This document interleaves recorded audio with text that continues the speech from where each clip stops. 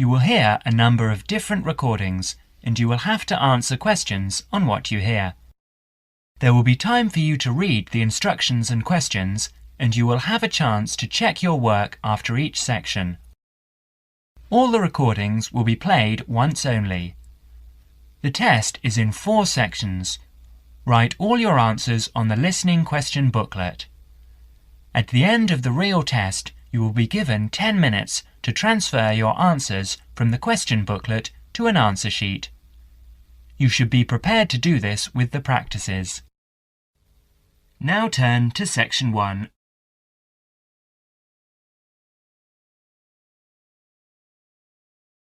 Section 1. In this section, you will hear a conversation between Rachel and Caesar. They are discussing a field trip for the following week. First, you will have some time to read questions 1 to 10.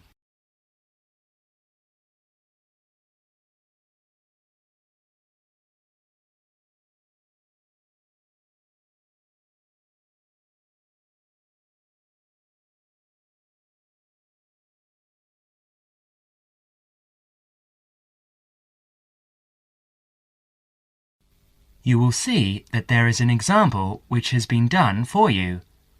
On this occasion only, the conversation relating to this will be played first. Hi, Caesar. How are you? Good, thanks, Rachel. I'm fine. I was going to ring you tonight, so it's a good thing I've run into you. I wanted to remind you about the field trip, the 2-day field trip next week.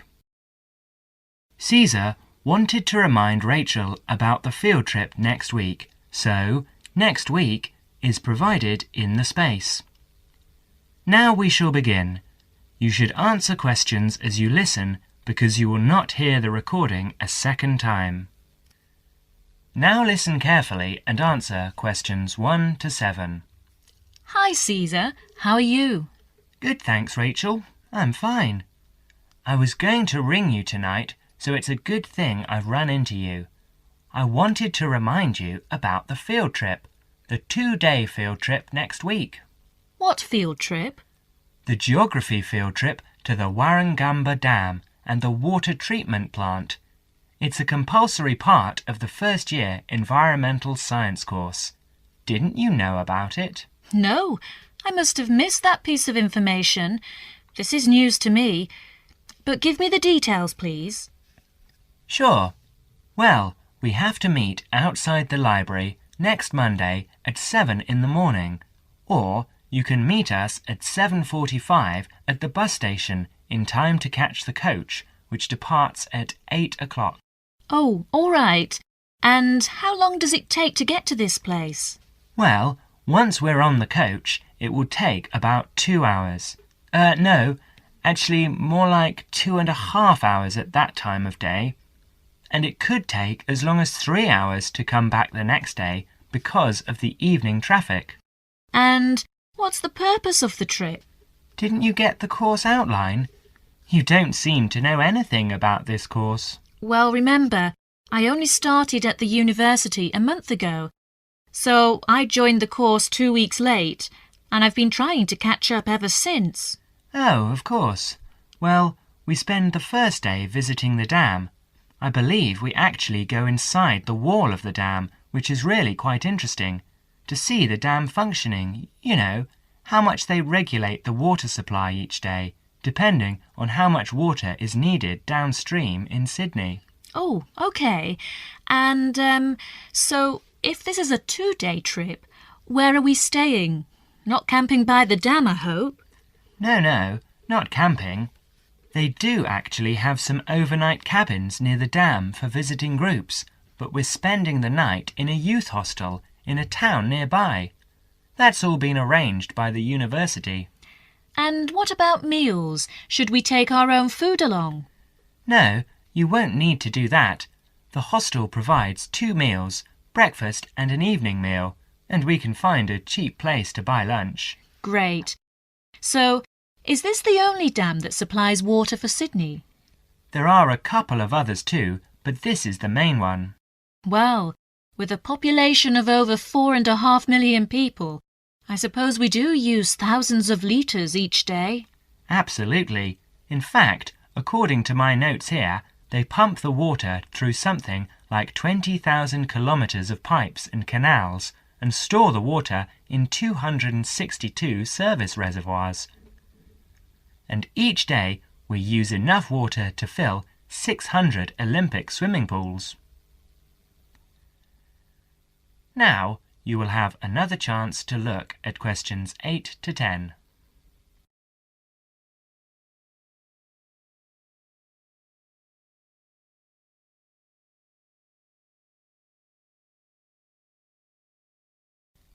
As the conversation continues, answer questions 8 to 10. And what's happening on the second day?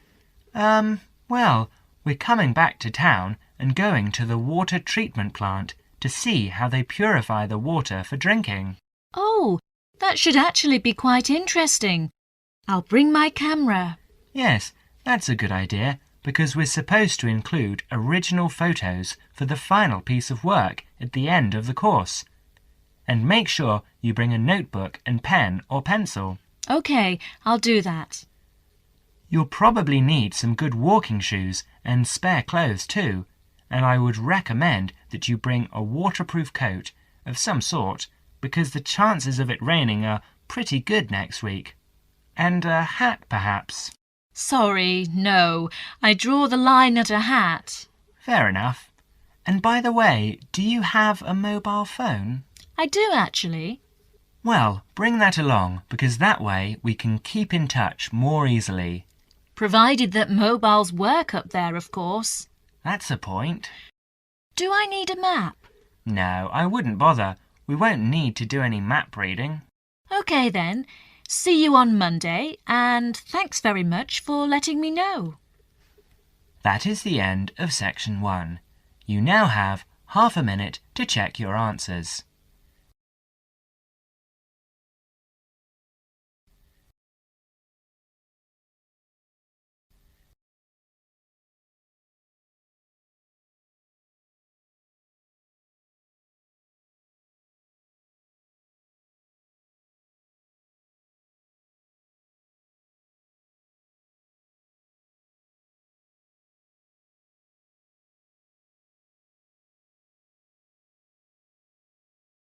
Now turn to section 2.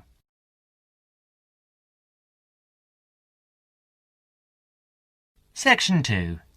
You will hear an extract from a radio program called Consumer's Choice, which gives advice to consumers on how to make complaints. First, you will have some time to look at questions 11 to 20.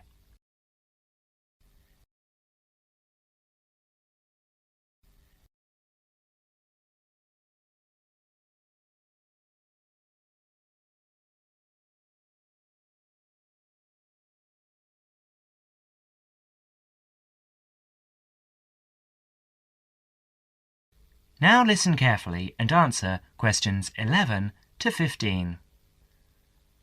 Hello everyone! Welcome again to Consumer's Choice, which is the last in our present series. Isn't that right, Wendy? Yes, that's right. But we'll be back again after summer break with a new series. We'll tell you more about that later. But first, in today's programme, we start off with the missing photographs. We'll tell you a story of Miss Patty Ching, one of our listeners. We'll tell you how she has qualified for our Consumer of the Month award with her determination. Dennis? Thank you, Wendy. Well, Miss Patty Ching went on a holiday to Europe last month. This was her first ever trip abroad, and one for which she'd been saving for 10 years. Her tour took her around 12 countries in 21 days, and being a keen photographer, she took lots of photographs. 10 rolls of film, to be exact. About 360 photographs. When Patty got back home, she gave all her photos to top-class photo services for developing, and they vanished. She never saw them again. Of course, she was furious with the company and complained. They apologized and offered her compensation, 10 free rolls of